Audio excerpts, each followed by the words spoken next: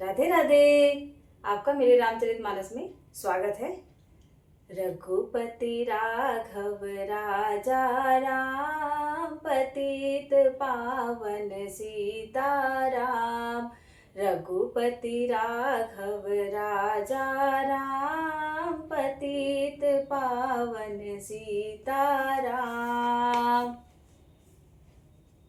जेहि विधि होई है परम हित, नारद सुनहु तुम्हार।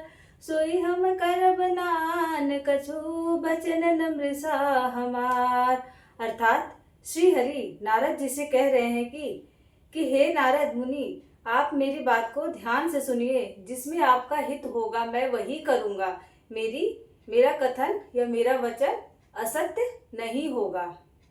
कुपथ मार्ग रुज व्याकुल रोगी, वैद न दे सुनहु मुनि जोगी।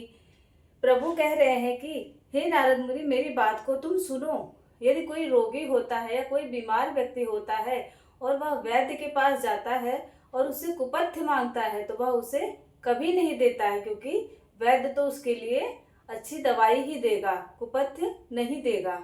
एहि विधि हित तुम्हार मय ठयऊँ, कहियस अंतरहित प्रभु भयऊँ।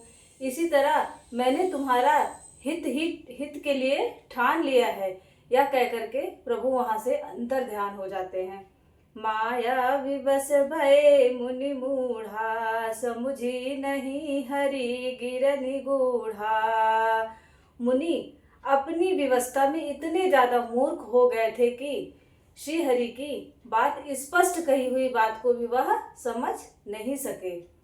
गवने तुरत तहाँ ऋषिराई, जहाँ स्वयंवर भूमि बनाई। और नारद मुनि तुरंत वहां से स्वयंवर जहाँ हो रहा था उस भूमि पर पहुंच जाते हैं। निज निज आसन बैठे राजा, बहु बनाव करि सहित समाजा। और वहां पर बहुत सारे राजा आए हुए थे और अपने अपने समाज के साथ बहुत सुंदर सज धज करके आए हुए थे, अपने अपने आसन पर बैठ गए थे। मुनि मन हरस रूप यति मोरे, मोहित जिया नाहि बरहि न बोरे।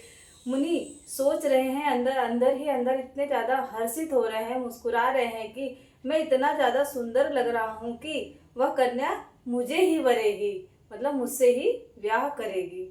मुनि हित कारण कृपा निधाना, दीन कुरूप न जाई बखाना। नारद मुनि के हित के लिए श्री हरि ने उन्हें कुरूप बना दिया था, जिसका कोई बखान ही नहीं किया जा सकता था। सो चरित्र लखि काहू न पावा, नारद जान सबहि सिरुनावा। परंतु उनकी उस कुरूपता को कोई देख नहीं सका। सब उनको नारद मुनि ही जान करके सब उनसे सिर नवा करके उनसे प्रणाम करते हैं। धन्यवाद।